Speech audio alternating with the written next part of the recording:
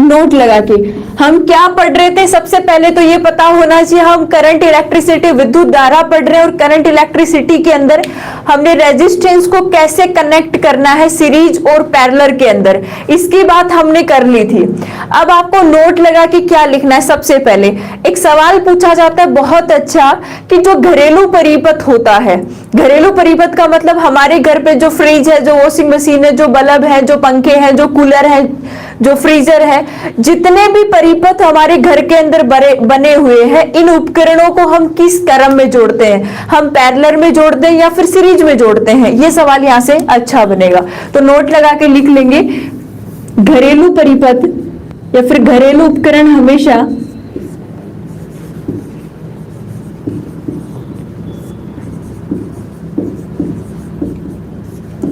समांतर क्रम में जोड़े जाते हैं। इंपॉर्टेंट है, हमेशा समांतर क्रम में जोड़े जाते हैं।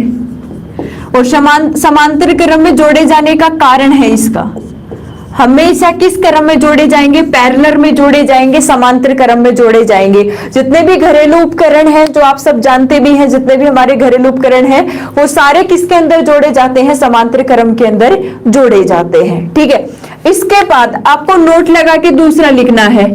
आप लड़ी वाले बल्ब जानते होंगे सजावट के लिए। देखो सजावट के लिए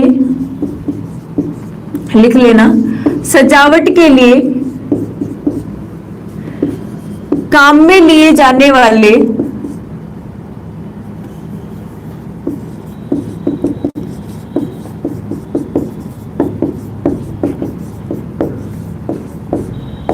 लड़ी वाले बल्ब सब जानते हो आप सब, जो एक साथ जुड़े होते, छोटे छोटे रंग बिरंगे बल्ब होते हैं, श्रेणी क्रम में जुड़े होते हैं। इंपॉर्टेंट है, श्रेणी क्रम में जुड़े होते हैं। और आप सबको पता है कि अगर इन बल्बों में से एक भी बल्ब खराब हो गया, अगर इन बल्बों में से एक भी बल्ब खराब हो गया तो पूरा का पूरा परिपथ क्या हो जाता है, टूट जाता है। भाई एकदम से नहीं होता कि एक बल्ब खराब हो जाता है तो सारा का सारा बल्ब, जितने भी बल्ब हो सारे जलना क्या हो जाते हैं, बंद हो जाते। क्यों हो जाते हैं? क्योंकि वो एक ही क्रम में जुड़े हुए हैं, सारे श्रेणी क्रम में जुड़े हुए हैं। मान लो एक बल्ब से धारा प्रवाह रुक गया तो धारा प्रवाह आगे भी क्या हो गया, डिस्टर्ब हो गया, आगे भी करंट का फ्लो नहीं होगा, और करंट का फ्लो नहीं होगा तो परिपथ वहां पे क्या हो जाएगा, टूट जाएगा। तो ये दो इंपॉर्टेंट बातें हैं जो आपसे बार बार पूछी जाती है कि जो घरेलू उपकरण है वो हमेशा किस क्रम में जुड़े होते हैं। आपका आंसर आना चाहिए समांतर क्रम में। कारण क्या है, मान लो एक जगह से आपका परिपथ टूट गया, तो एक जगह से टूटा है तो अभी तक दो तीन वायर और जो अलग से निकल रहे हैं वो तो अलग से जुड़े हुए हैं, उनमें तो करंट का फ्लो हो गया। फिर ऐसा होता नहीं क्या कई बार कि एक रूम में लाइट नहीं आ रही, दूसरे के अंदर अच्छे से आ रही है, कभी फ्रिज में नहीं आ रही, कूलर सही से चल रहा है। अब ऐसे थोड़ी है कि फ्रिज में लाइट नहीं आ रही तो पूरा का पूरा जो घर के अंदर जितने भी लाइटें हैं, जितने भी कूलर पंखे हैं, फ्रिज वगैरह है, सारे के सारे बंद हो गए। ऐसा तो नहीं होता। हम लोगों ने ये नोटिस भी किया है कि अगर एक जगह करंट नहीं आ रहा, मान लो कि सारों का जो एक जगह कनेक्शन होता है वहीं से लाइट नहीं आ रही, तो हो सकता है कि सबसे लाइट नहीं आए। लेकिन एक बात ध्यान रखना कि हमारे जितने भी घरेलू उपकरण होते हैं वो सारे के सारे किसमें जोड़े जाते हैं, समांतर क्रम में जोड़े जाते हैं। लेकिन ऐसे बल्ब जो हम सजावट के लिए काम में लेते हैं, जो लड़ी वाले बल्ब आते हैं, अगर उनमें से एक भी बल्ब खराब हो जाता है तो पूरा का पूरा परिपथ ही टूट जाता है। क्यों? क्योंकि किस क्रम में जुड़ा होता है, श्रेणी क्रम के अंदर जुड़ा होता है। ये बात आप हमेशा याद रखेंगे, इंपॉर्टेंट बात है, बार बार में पूछी जाती है इसलिए आपको बताया है। अब देखो इसके बाद हमने कहा छोड़ा था, हमारा टॉपिक हम पढ़ रहे थे कि प्रतिरोध का तार की लंबाई और क्षेत्रफल के साथ क्या संबंध होता है। प्रतिरोध का तार की लंबाई और उसके क्षेत्रफल के साथ क्या संबंध होता है। बहुत अच्छे सवाल यहां से बनते हैं और मैंने कल आपको पढ़ा दिया था कि जो तार का प्रतिरोध R होता है ये तार की लंबाई के क्या होता है, समानुपाती, डायरेक्टली प्रोपोर्शनल। और ये बात आपको याद रखनी है, इसमें कोई समझने वाली बात नहीं है। जितना लंबा तार होगा उसका प्रतिरोध उतना ही क्या होगा, ज्यादा होगा, और जितना छोटा तार होगा उसका प्रतिरोध उतना ही क्या होगा, कम होगा। तो पहला समीकरण आपको ये याद रखना था, मैं कल की क्लास में बात कर चुकी हूं कि तार का जो प्रतिरोध है वो तार की लंबाई के क्या होता है, समानुपाती होता है। एक बार सभी बोर्ड पे ध्यान दो, पढ़ने की कोशिश करो। तार का जो प्रतिरोध है वो लंबाई के क्या है, समानुपाती है। जितनी ज्यादा तार की लंबाई होगी उसका प्रतिरोध भी क्या होगा, उतना ही ज्यादा होगा। दूसरा हमने क्या लिखा था, आर व्युत्क्रमानुपाती होता है किसके, ए के, और ए क्या होता है, क्षेत्रफल, एरिया, तार का क्षेत्रफल, तार का एरिया। तार का क्षेत्रफल जितना ज्यादा होगा, यानी जितना मोटा तार होगा उसका प्रतिरोध उतना ही क्या होगा, ज्यादा, उसका प्रतिरोध उतना ही क्या होगा, कम होगा। अगर तार का क्षेत्रफल ज्यादा है तो उसका प्रतिरोध क्या होगा, कम, और अगर क्षेत्रफल कम है तो उसका प्रतिरोध क्या होगा, ज्यादा होगा। ये दो रिलेशन आपको केवल सीधा याद रखना है कि लंबाई ज्यादा तो प्रतिरोध ज्यादा, और आपको पता है कि जब तार लंबा होगा तो बेसिक सी बात है, तार कैसा होगा, पतला होगा। पतला है इसका मतलब उसका क्षेत्रफल क्या है, कम है। क्षेत्रफल ज्यादा कब होगा, जब आर स्क्वायर का मान ज्यादा होगा, यानी कि उसका जो मोटाई है वो क्या होनी चाहिए, ज्यादा होनी चाहिए। तो सीधी सी बात है, किसी भी तार का प्रतिरोध उसकी लंबाई के समानुपाती और उसके क्षेत्रफल के क्या होता है, व्युत्क्रमानुपाती होता है। जब हम दोनों समीकरण को एक साथ जोड़ लेते हैं तो यहां हमारे पास में क्या आ जाता है, आर समानुपाती एल अपॉन ए। आप हैंड नोट्स बनाते जाओ साथ साथ, मैं आपको लिखना भी बता रही हूँ नोट्स कैसे बनाने हैं। पहले आप क्या लिखोगे, आर समानुपाती एल, आर व्युत्क्रमानुपाती 1/a। दोनों समीकरण को मैंने लिख लिया, ये पहला था और ये कौन सा समीकरण है, दूसरा समीकरण है, ठीक है। ये 1/a है, तो समीकरण मेरे पास कौन सा आ गया, आर समानुपाती एल अपॉन ए। मैंने आपको एक बात बताई थी कि इस समानुपात, अगर कहीं भी समानुपाती आ जाता है, स्थिरांक आ जाता है, तो इसको हटाना जरूरी है। मैंने यहां से इस समानुपाती चिन्ह को हटाया तो एक कांस्टेंट आ जाएगा, एक स्थिरांक आ जाएगा, और समीकरण क्या हो जाएगा, R is equal to rho L upon A. R is equal to क्या हो गया, रो एल अपॉन ए। यहाँ पे ये रो क्या है, नोट लगा लेना। रो क्या होता है, आप क्या लिखेंगे, इसको बोलते क्या है, हम इसको रो बोलते हैं। इसका प्रोनाउंसिएशन क्या होगा, रो होगा। आप क्या लिख देंगे, रो क्या है, समानुपाती स्थिरांक है। रो क्या होता है, समानुपाती स्थिरांक है, समानुपाती स्थिरांक है जिसे, ये इंपॉर्टेंट है, जिसे तार का विशिष्ट प्रतिरोध, स्पेसिफिक रेजिस्टेंस, कल मैंने बता दिया था, जिसे तार का, अंडरलाइन कर लेना अगर आप नोट्स बना रहे हैं तो, जिसे तार का विशिष्ट प्रतिरोध या इंपॉर्टेंट है, या प्रतिरोधकता कहा जाता है, या प्रतिरोधकता कहा जाता है, जिसे तार का विशिष्ट प्रतिरोध या फिर क्या कहा जाता है, प्रतिरोधकता कहा जाता है। किसको कहा जाता है, रो को कहा जाता है। और रो कब निकल के आता है, जब हम समानुपाती इस चिन्ह को हटाते हैं तो समानुपाती एक कांस्टेंट आ जाता है जिसे हम क्या कहते हैं, रो कहते हैं। और हमारे पास फॉर्मूला क्या बन जाता है, R is equal to rho L upon A, जहां रो एक समानुपाती स्थिरांक है जिसे तार का विशिष्ट प्रतिरोध, स्पेसिफिक रेजिस्टेंस, या फिर तार की क्या कहते हैं, प्रतिरोधकता कहते हैं। बहुत इंपॉर्टेंट सवाल है और यहां से सवाल अच्छे बनेंगे, ये बात आपको समझ में आ गई। अब अगर आपको यहां से रो का मान निकालना है, स्पेसिफिक प्रतिरोध या फिर विशिष्ट प्रतिरोध का मान निकालना है, तो आप अलग से लिख लो। अलग से आप क्या लिखेंगे कि मान लो हमें तो केवल विशिष्ट प्रतिरोध ही याद रखना है, तो मैंने ये क्या लिख लिया इस तरफ, ये क्या हो गया, विशिष्ट प्रतिरोध, या फिर क्या हो गया, प्रतिरोधकता। विशिष्ट प्रतिरोध या फिर क्या हो गया, प्रतिरोधकता। अब आप कोशिश करो, मैंने कल आपको कहा था फिजिक्स की क्लास में आप रफ नोटबुक साथ लेके बैठेंगे क्योंकि क्वेश्चंस आपको सॉल्व करने पड़ेंगे। अगर आप यहां से किसका मान निकालेंगे, रो का मान निकालेंगे, तो रो का मान कैसे निकलेगा, सिंपल सी बात है। आपने फॉर्मूला क्या लिखा, R is equal to rho L upon A. आपने फॉर्मूला क्या लिख लिया, R is equal to rho L upon A. आपको रो का मान निकालना है, ये वैल्यू क्या हो जाती है, एक दूसरे से वज्र गुणा हो जाती है। आप R के नीचे 1 मान लो। मुझे रो का मान निकालना है तो रो इज इक्वल टू क्या हो जाएगा, जो खुद के साथ बैठता है वो कहाँ आता है, नीचे आता है। ये बात मैं पढ़ा चुकी हूं। तो फॉर्मूला क्या हो गया, rho is equal to R A upon L। Formula क्या आ गया, rho is equal to R A upon L. यानी कि मान लो आपको प्रतिरोध का मान दिया हुआ है, आपको क्षेत्रफल दिया है, लंबाई दी है, और फिर आपसे विशिष्ट प्रतिरोध पूछा जाए तो आप सीधा ये फॉर्मूला लगा सकते हैं, रो बराबर आर ए अपॉन एल। मैंने कैसे निकाला, मेरे पास फॉर्मूला था R is equal to rho L upon A, और मुझे रो का मान निकालना है, जो खुद के साथ होता है वो नीचे आता है, तो रो बराबर क्या हो गया, आर ए अपॉन एल हो गया। सिंपल सी बात। अगर मैं इस रो का मात्रक निकालना चाहूं, मुझे क्या निकालना है, इसका मात्रक निकालना है, क्योंकि मोस्ट इंपोर्टेंट क्या होते हैं, मात्रक होते हैं। आपसे मात्रक ज्यादा पूछे जाते हैं। अगर मैं विशिष्ट प्रतिरोध का मात्रक लिखूंगी तो आप सीधा ही बता देंगे। देखो यहां पे मैंने क्या लिखा है, आर। आर क्या होता है, रेजिस्टेंस, प्रतिरोध। और कल मैंने आपको पढ़ाया था कि प्रतिरोध का मात्रक क्या हो गया, ओम। मैंने क्या लिख दिया, ओम इनटू क्षेत्रफल, एरिया। एरिया को आप किससे लिखेंगे, मीटर स्क्वायर से। ये क्या हो गया, ओम इनटू मीटर स्क्वायर। आपको पता है क्षेत्रफल एरिया क्या होता है, लंबाई इनटू चौड़ाई।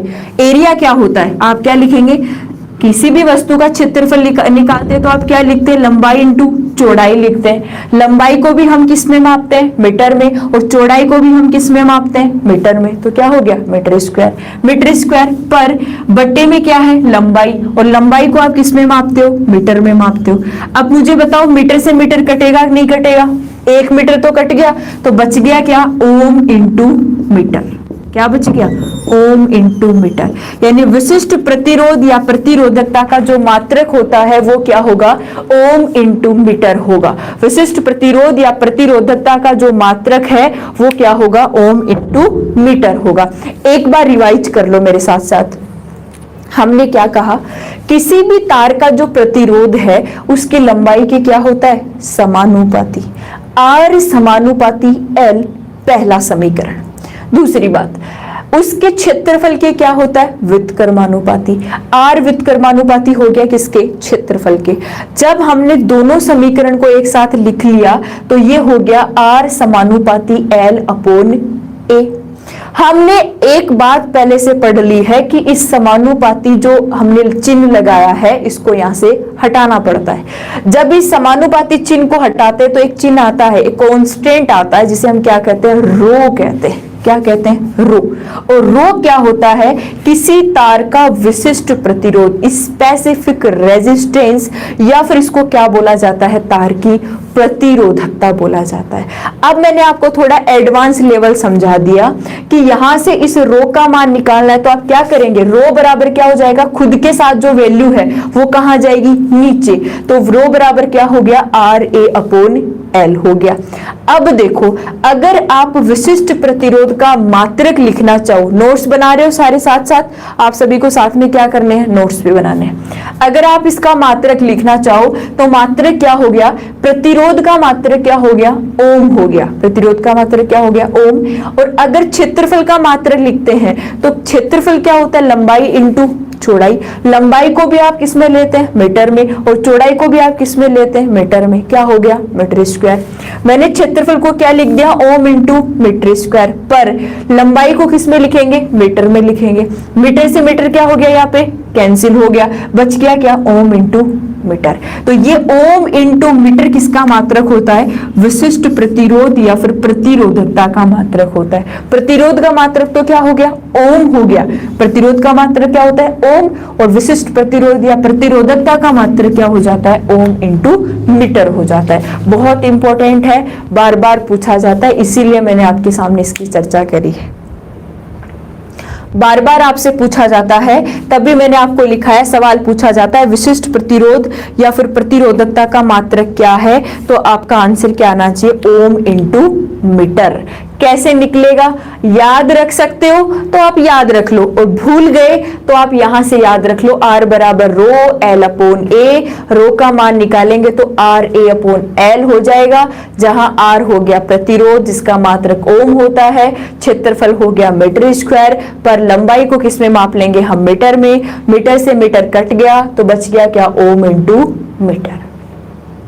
क्लियर है इतना, विशिष्ट प्रतिरोध या प्रतिरोधकता क्लियर है। इतनी बात क्लियर होने के बाद और इंपॉर्टेंट बात थोड़ी सी, एनटीपीसी वाले बच्चे, ग्रुप डी वाले, एनटीपीसी में फिजिक्स के बहुत अच्छे सवाल पूछे जाते हैं, और पटवार वाले स्टूडेंट भी अच्छे से ध्यान दे लेना, पटवार वाले बच्चे भी अच्छे से ध्यान दे लेना। और साथ में रीट लेवल सेकंड के बच्चे भी अगर यहाँ जुड़े हुए हैं, रीट लेवल सेकंड के, उनके भी, और दिल्ली पुलिस, देखो राजस्थान पुलिस में इतना डीपली नहीं पूछी जाती फिजिक्स, लेकिन दिल्ली पुलिस में पूछी जाती है, तो आप सभी को अच्छे से ध्यान देना। हो सकता है एसएससी के बच्चे भी हो। आपको हेडिंग क्या लिखनी है, तार की प्रतिरोधकता, तार की प्रतिरोधकता जो अभी हमने पढ़ी है, प्रतिरोधकता व प्रतिरोध पर, आपको नोट्स बनाने हैं, हैंड नोट्स, प्रतिरोधकता व प्रतिरोध पर ताप का प्रभाव, ताप का प्रभाव। और बहुत इंपॉर्टेंट है, ऐसे सवाल बहुत बनते हैं कि टेम्परेचर बढ़ाने पर धातुओं की प्रतिरोधकता बढ़ती है कम होती है, मिश्र धातुओं का बढ़ता है कम होता है, अर्धचालकों की पूछ ली जाती है। ऐसे सवाल बहुत इंपॉर्टेंट होते हैं, तो आपको कंफ्यूज नहीं होना, आपको सीधा लिखना है नोट लगा के। आपको मैं सीधा लिखवा रही हूँ नोट लगा के, क्योंकि मैं नहीं चाहती कि एग्जाम में आप यहां से कोई सवाल आए और उसको आप गलत करके आ जाओ, कभी नहीं करना। हमेशा, चाहे नीट वाले बच्चे इस सवाल को गलत कर दे, लेकिन कंपटीशन वाले बच्चे इसको गलत मत कर देना, ठीक है। ये एक अपनी इज्जत की बात होती है, क्योंकि फिजिक्स पढ़ रहे हैं हम, कोई ऐसी वैसी सब्जेक्ट नहीं पढ़ रहे, ठीक है। तो थोड़ा कॉन्सेंट्रेट होना और अच्छे से ध्यान देना। सबसे पहले अगर मैं धातुओं की बात करूंगी, अब अलग अलग लिख लेंगे, हम किसकी बात करेंगे, धातुओं की बात करेंगे, फिर हम किसकी बात कर लेंगे, मिश्र धातुओं की, मिश्र धातुओं की, ठीक है। आपको भी ऐसे ही लिखना है, पहले हम मेटल की बात करेंगे, धातुओं की, फिर हम किसकी बात कर लेंगे, मिश्र धातुओं की बात कर लेंगे, लास्ट में आप लिख लेंगे अर्धचालक। तीसरे नंबर पे आप क्या लिख देंगे, अर्धचालक, सेमीकंडक्टर, क्या लिख लेंगे, अर्धचालक। ध्यान से सुनो, धातु में जब धातुओं का ताप बढ़ाने पर, ताप बढ़ाने पर, जब धातुओं का ताप बढ़ाया जाता है, ध्यान से सुन लेना, जब धातुओं का ताप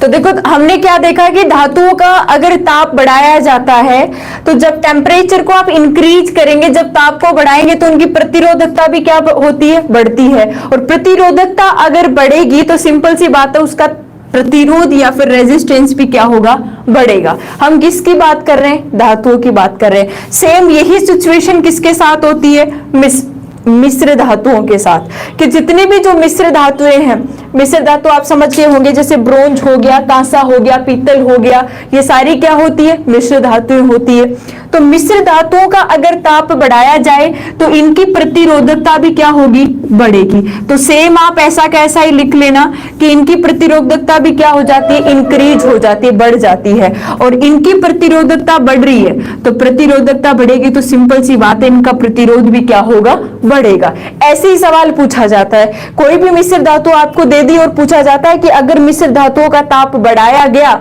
तो बताओ उसके प्रतिरोध पर क्या प्रभाव पड़ेगा। आप कहेंगे कि जब ताप बढ़ाया जाता है तो धातु और मिश्र धातुओं का प्रतिरोध क्या होगा, बढ़ेगा। तो प्रतिरोध के साथ साथ उनकी प्रतिरोधकता भी क्या हो जाएगी, इंक्रीज हो जाएगी।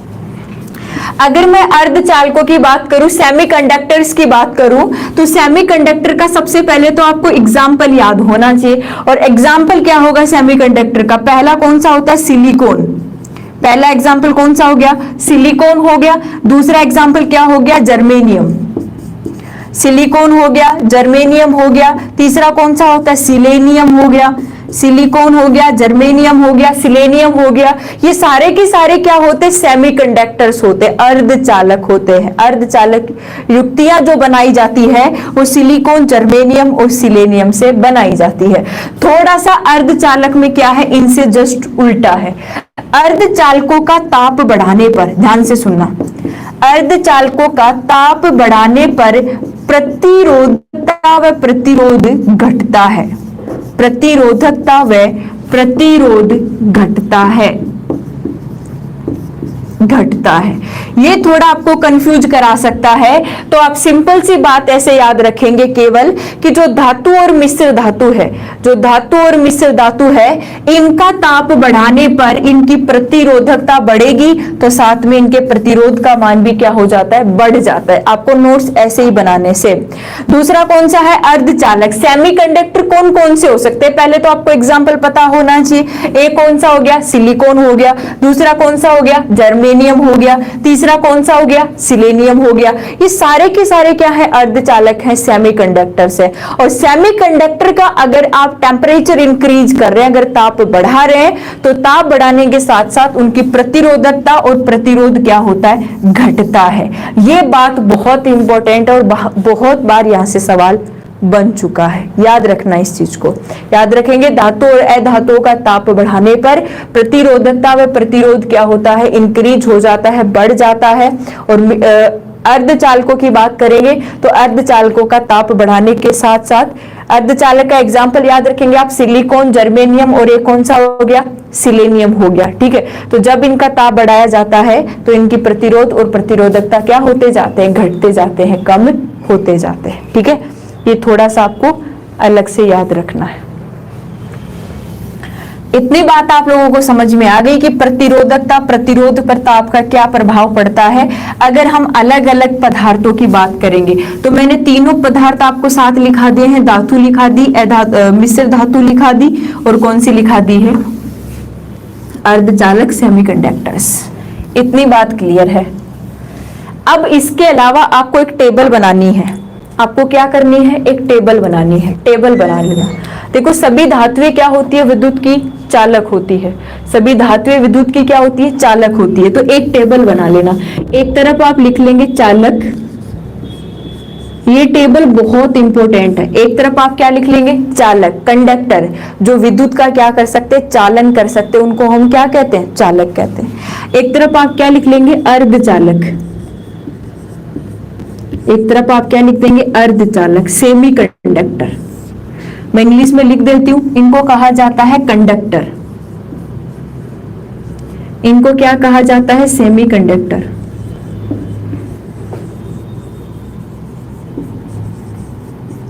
इनको क्या कहा जाएगा, कंडक्टर कहा जाएगा चालक को, और अर्धचालक को क्या कहा जाएगा, सेमी कंडक्टर। एक तरफ आप लिख लेंगे विद्युत अपघट्य। विद्युत अपघट्य इनकी तुलना करवाता है और अच्छा सवाल बन जाता है। एक तरफ आप क्या लिख लेंगे, विद्युत अपघट्य। टेबल कैसे बनेगी, यहां आपको लिखना है ताप बढ़ाने पर, ताप बढ़ाने पर प्रभाव किस पे दिखाना है, प्रतिरोधकता पे व चालकता पे।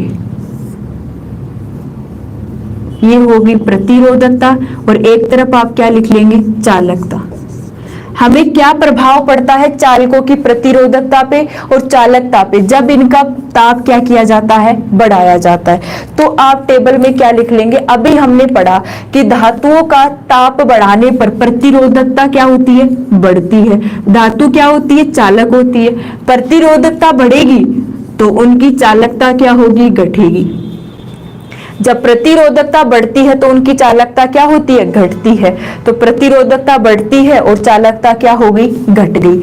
अर्धचालकों की बात करें तो अर्धचालकों में जस्ट उल्टा लिखा है। अभी हमने धातु, मिश्र धातु के अलावा अर्धचालकों में हमने क्या लिखा, ताप बढ़ाने पर प्रतिरोधकता क्या होती है, घटती है, और प्रतिरोधकता घटेगी तो चालकता क्या होगी, बढ़ेगी, क्योंकि एक दूसरे की क्या होती है, अपोजिट होती है। सेम ऐसा ही किसमें होता है, विद्युत अपघट्य में होता है। और विद्युत अपघट्य में भी क्या हो गया, प्रतिरोधकता घटती है ताप बढ़ाने पर, तो चालकता क्या होगी, बढ़ती है।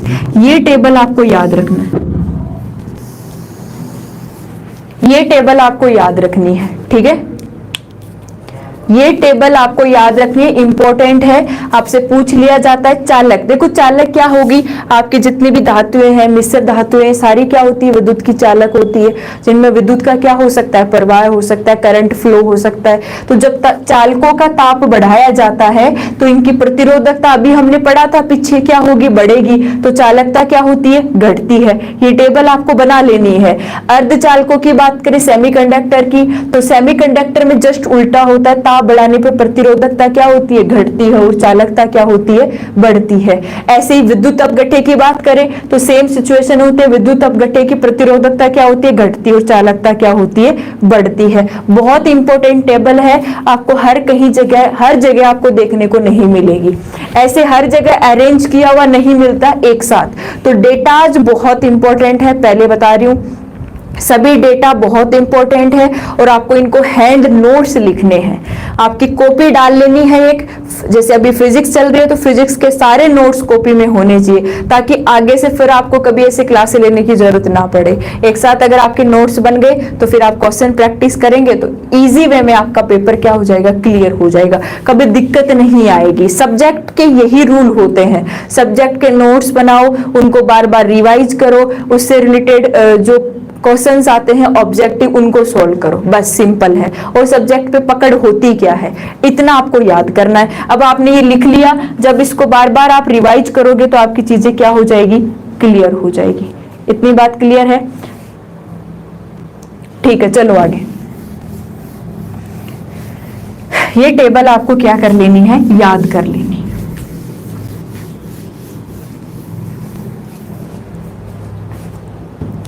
अब आप हेडिंग लिखेंगे चालकत्व, कंडक्टेंस, आपकी नई हेडिंग लिखेंगे आप चालकत्व, बहुत इंपॉर्टेंट है, कंडक्टेंस।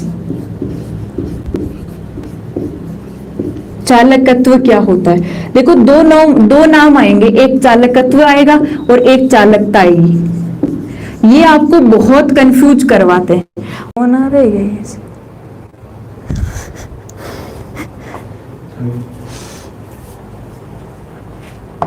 चल क्या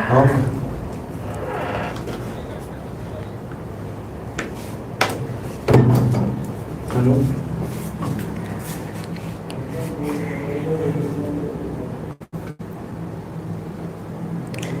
हम चालकत्व और चालकता की बात कर रहे थे। देखो सबसे पहले मैंने आपको बता दिया था कि चालकत्व और चालकता दोनों अलग अलग है, और हर बार आपको फिर से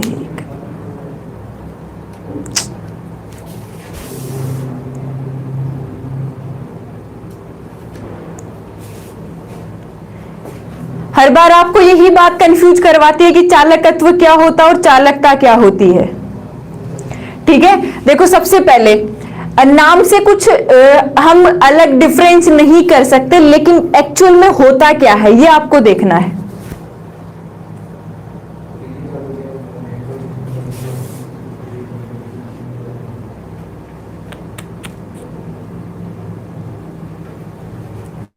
देखो ध्यान से, चालकत्व का मीन्स क्या होता है।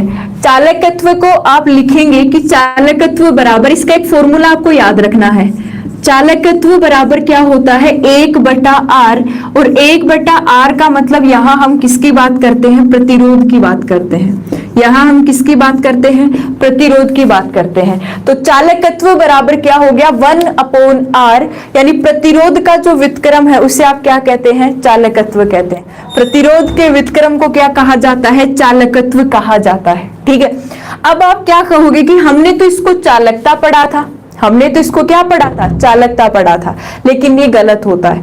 चालकत्व एक्चुअल में अगर प्रतिरोध का व्युत्क्रम पूछा जाए कि 1 प्रतिरोध को क्या कहा जाता है, तो आपका आंसर आना चाहिए इसको क्या कहा जाता है, चालकत्व कहा जाता है। और इस चालकत्व का अगर आपको मात्रक लिखना है, कि चालकत्व का मात्रक क्या होता है। चालकत्व को अगर हम पहचानना चाहे तो किस मात्रक से पहचान सकते हैं, तो आप क्या कहेंगे, देखो 1 बटा प्रतिरोध, प्रतिरोध का मात्रक क्या हो गया, ओम। आपने इसको क्या लिख लिया, 1/ओम लिख लिया, यानी कि आपने कौन सा साइन बना दिया, ओम वाला साइन बना दिया। अब आपको पता है कि या तो इसका मात्रक क्या हो गया 1/ओम, और 1/ओम को क्या बोला जाता है, महो बोला जाता है। क्या बोला जाएगा, महो। हम इसको क्या बोलेंगे, महो बोलेंगे। ओम इनवर्स या फिर 1/ओम को क्या बोला जाता है, महो बोला जाता है। तो चालकत्व का मात्रक क्या हो गया, महो। या फिर आपको एक मात्रक और देखने को मिल सकता है, सीमेंज। एक मात्रक और देखने को मिल सकता है, वो मात्रक कौन सा होता है, सीमेंज होता है। अगला मात्रक कौन सा होता है, सीमेंज होता है। तो हमने निकाला कैसे, बस सिंपल हमें ये याद रखना है कि प्रतिरोध का जो व्युत्क्रम है, प्रतिरोध का व्युत्क्रम है, या फिर 1 बटा प्रतिरोध को हम क्या कहते हैं, कंडक्टेंस या फिर चालकत्व कहते हैं। और कंडक्टेंस का अगर आपको मात्रक निकालना है तो आप क्या लिख लोगे, 1 बटा प्रतिरोध को हम क्या लिख लेंगे, ओम। तो मात्रक क्या हो गया, 1/ओम। और या फिर इसको क्या लिख सकते हैं, 1/ओम को हम महो कह सकते हैं, या फिर इसको क्या कहा जा सकता है, सीमेंज भी कहा जा सकता है। ये क्या हो गया, चालकत्व हो गया। अब आपको कंफ्यूज नहीं होना, अब आप कहोगे कि चालकता क्या होती है, तो ध्यान से सुनो, 1/प्रतिरोधकता, 1/प्रतिरोधकता अभी हमने पढ़ा था। प्रतिरोधकता या फिर इसको क्या कहा जाता है, विशिष्ट प्रतिरोध कहा जाता है। प्रतिरोधकता या फिर इसको क्या कहा जाता है, विशिष्ट प्रतिरोध कहा जाता है। आप इसको क्या लिख सकते हो, प्रतिरोधकता को हमने किससे दर्शाया था, रो से दर्शाया था, यानी कि क्या हो गया, 1/रो। अगर हमें चालकता निकालनी है, कंडक्टिविटी निकालनी है, तो हम क्या कहेंगे, विशिष्ट प्रतिरोध या प्रतिरोधकता का जो व्युत्क्रम होता है उसे आप क्या कहते हैं, कंडक्टिविटी या फिर चालकता कहते हैं। ये दोनों के अंदर डिफरेंस होता है कि अगर प्रतिरोध का व्युत्क्रम आपको ज्ञात करना है, प्रतिरोध का व्युत्क्रम क्या होगा, आप क्या कहेंगे, चालकत्व होगा। क्या होगा, चालकत्व।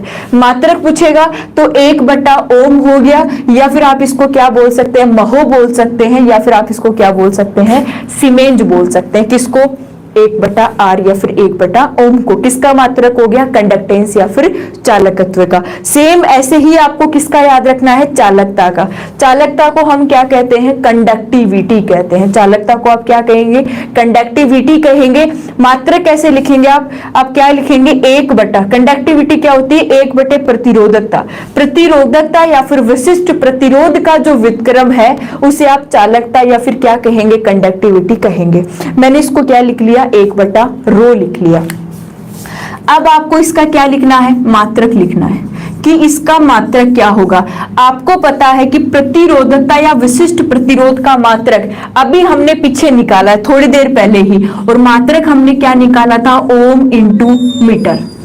मात्रक हमने क्या निकाला था, इसका ओम इंटू मीटर निकाला था, किसका, प्रतिरोधकता या फिर विशिष्ट प्रतिरोध का। तो मैंने मात्रक क्या लिख दिया इसका, यहां से 1/, मुझे पता है रो का मात्रक क्या होता है, ओम इंटू मीटर, क्योंकि हमने अभी पीछे निकाला था।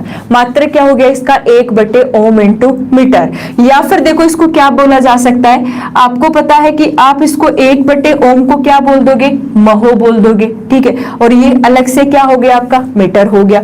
ओम ऊपर चला गया, ये ओम माइनस में आ जाएगा, माइनस, मीटर किस में आ जाएगा, माइनस में। यानी ओम इनवर्स क्या बोला जा सकता है, इसको मीटर इनवर्स भी बोला जा सकता है, ठीक है। तो यहां से अगर अपन मात्रक देखेंगे चालकता का, तो मात्रक क्या हो गया, ओम इनवर्स मीटर इनवर्स। कारण क्या है, क्योंकि विशिष्ट प्रतिरोध या प्रतिरोधकता का क्या होता है, व्युत्क्रम होता है। इतनी बात क्लियर है। सबसे पहले देखो चालकत्व, कंडक्टेंस क्या होगा, 1 प्रतिरोध होगा। मात्रक क्या हो गया, 1/ओम, ओम इनवर्स या फिर महो, या फिर इसको क्या बोल सकते हैं, सीमेंज भी बोल सकते हैं, ठीक है।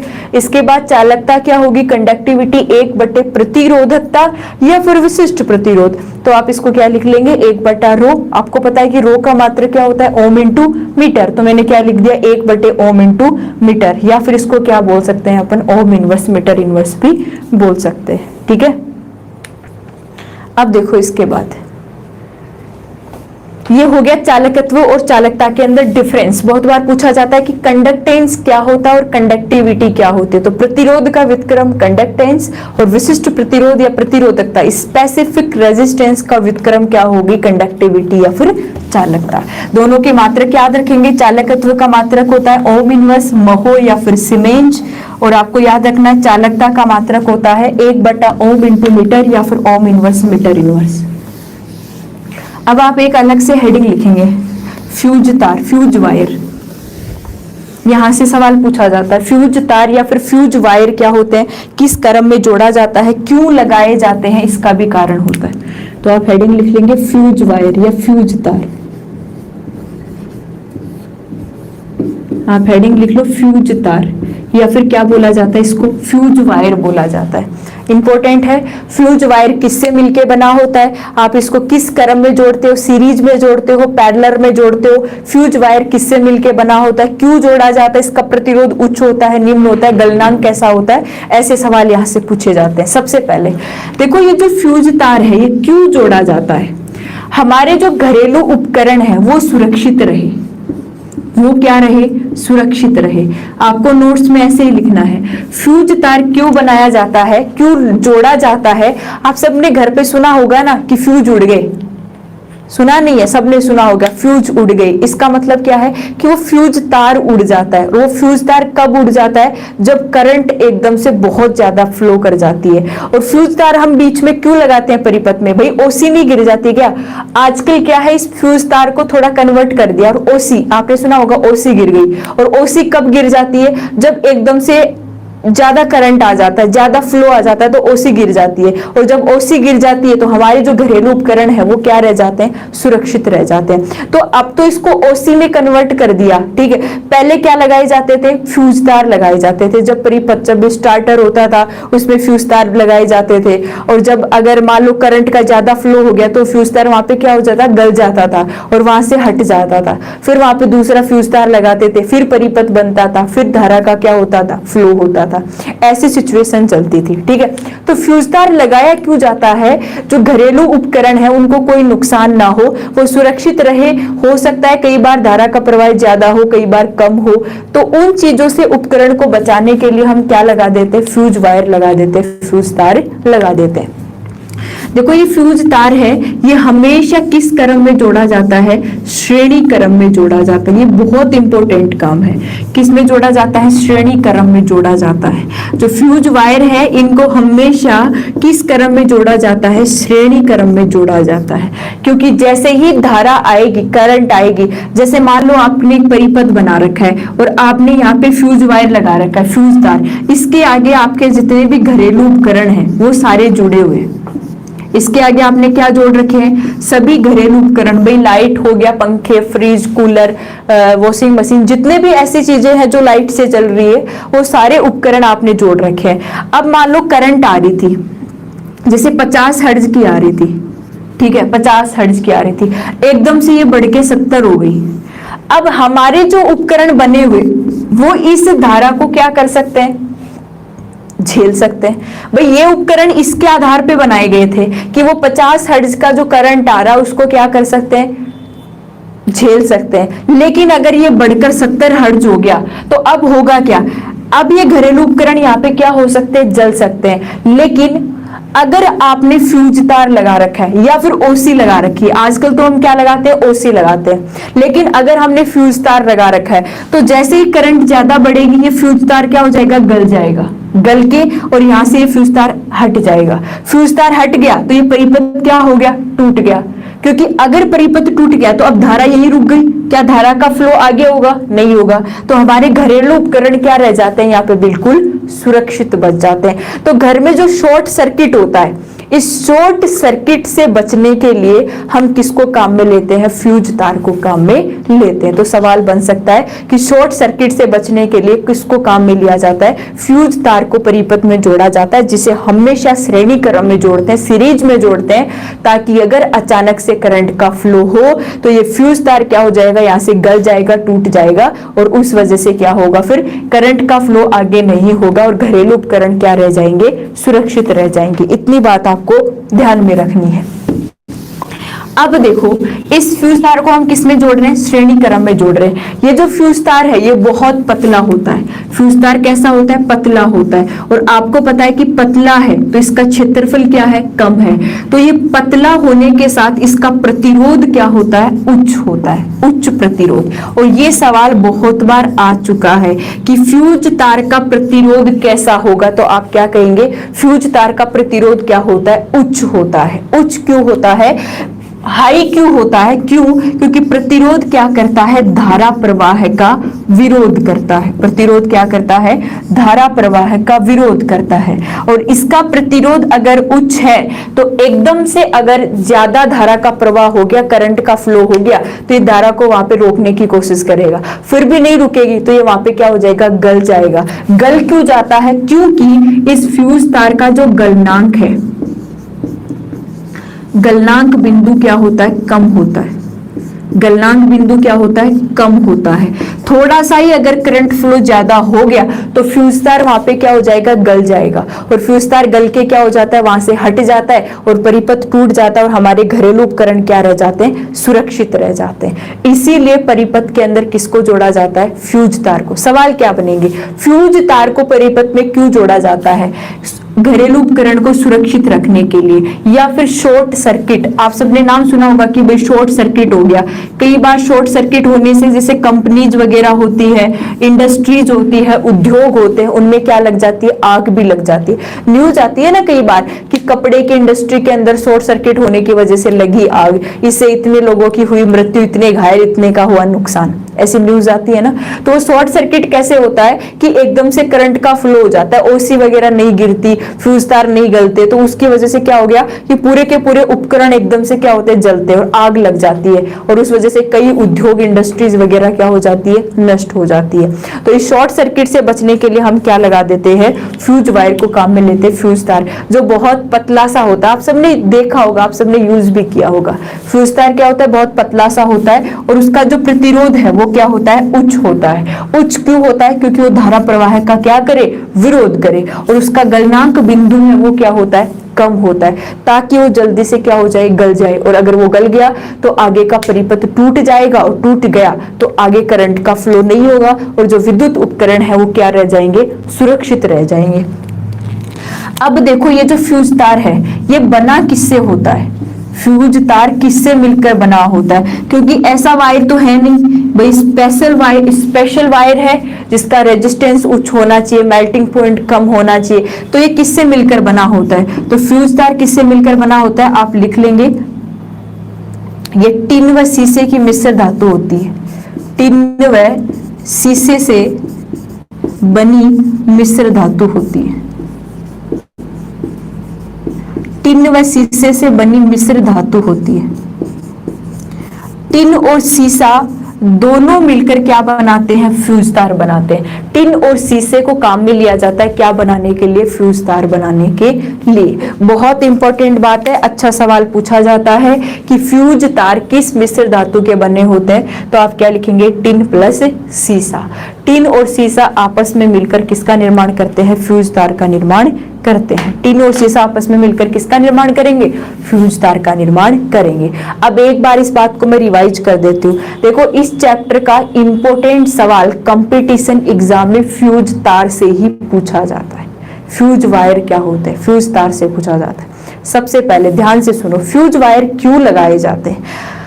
घरों में जो उपकरण हमने लगा रखे हैं वहां पे शॉर्ट सर्किट ना हो, और अगर शॉर्ट सर्किट हो भी गया है तो हमारे उपकरण क्या रहे, सुरक्षित रहे। इसलिए हम किसको यूज में लेते हैं, यहाँ पे फ्यूज वायर को काम में लेते हैं, फ्यूज तार को काम में लेते हैं। और इन फ्यूज वायर को हमेशा किसमें जोड़ा जाता है, सीरीज में जोड़ा जाता है, श्रेणी क्रम के अंदर जोड़ा जाता है। क्यों जोड़ा जाता है, ताकि जैसे ही करंट का फ्लो बढ़े एकदम से ये फ्यूज वायर यहाँ से क्या हो जाए, टूट जाए, गल जाए, हट जाए, और परिपथ टूट जाए, और परिपथ टूटने के कारण आगे धारा का प्रवाह ना हो, और हमारे जितने भी घरेलू उपकरण है वो क्या रहे, सुरक्षित रहे। आप सब यूज में लेते हो इन सबको घरों में, बता सकते हैं आप मुझे।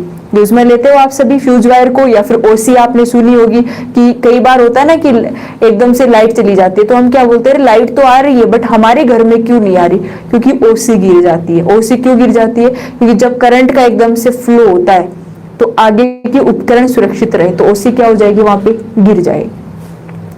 अब देखो ये जो फ्यूज तार होता है ये बिल्कुल पतला सा तार है जो सीसा और टिन की मिश्र धातु से मिलकर बना होता है। ये बात बहुत इंपॉर्टेंट है। फ्यूज तार किससे मिलकर बना होता है, टिन व शीशे से बनी मिश्र धातु से बना होता है, जिसका गलनांक बिंदु तो क्या होता है, निम्न, लेकिन इसका प्रतिरोध क्या होता है, उच्च होता है। गलनांक बिंदु तो क्या होता है, निम्न होता है, लेकिन इसका प्रतिरोध क्या होता है, उच्च होता है। ये होता है फ्यूज तार और इसीलिए उपयोग में लिया जाता है किसको, फ्यूज तार को। तो आज हमारी क्लास में हमने किस किस को पढ़ा है, किस किस टॉपिक के बारे में पढ़ा। हमने शुरुआत में पढ़ा कि प्रतिरोध लंबाई के समानुपाती, क्षेत्रफल के व्युत्क्रमानुपाती। अगर हम ताप को बढ़ाएंगे तो प्रतिरोध और प्रतिरोधकता पे क्या प्रभाव पड़ेगा। धातुओं में क्या होता है, मिश्र धातुओं में क्या होता है, अर्धचालक जर्मेनियम, सिलिकॉन, सिलेनियम के साथ क्या बिहेव होता है टेम्परेचर का।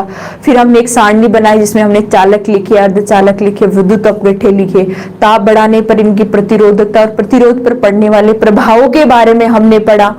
इसके बाद में हमने क्या पढ़ा, इसके बाद में हमने लिख लिया कि जो समांतर हमारे जो घरेलू उपकरण है वो हमेशा समांतर क्रम में जुड़े होने चाहिए। जो लड़ी वाले बल्ब आते हैं वो हमेशा श्रेणी क्रम में जुड़े होते हैं। यही कारण है कि अगर एक भी बल्ब काम नहीं करता तो पूरा का पूरा जो परिपथ है वो ही क्या हो जाता है, टूट जाता है। फिर हमने किसको पढ़ा, फ्यूज वायर को पढ़ा। ये रही आज की हमारी क्लास। हमने चालकता और चालकत्व को पढ़ा। कंडक्टेंस और कंडक्टिविटी क्या होती है। कंडक्टेंस को हमने पढ़ा प्रतिरोध का व्युत्क्रम।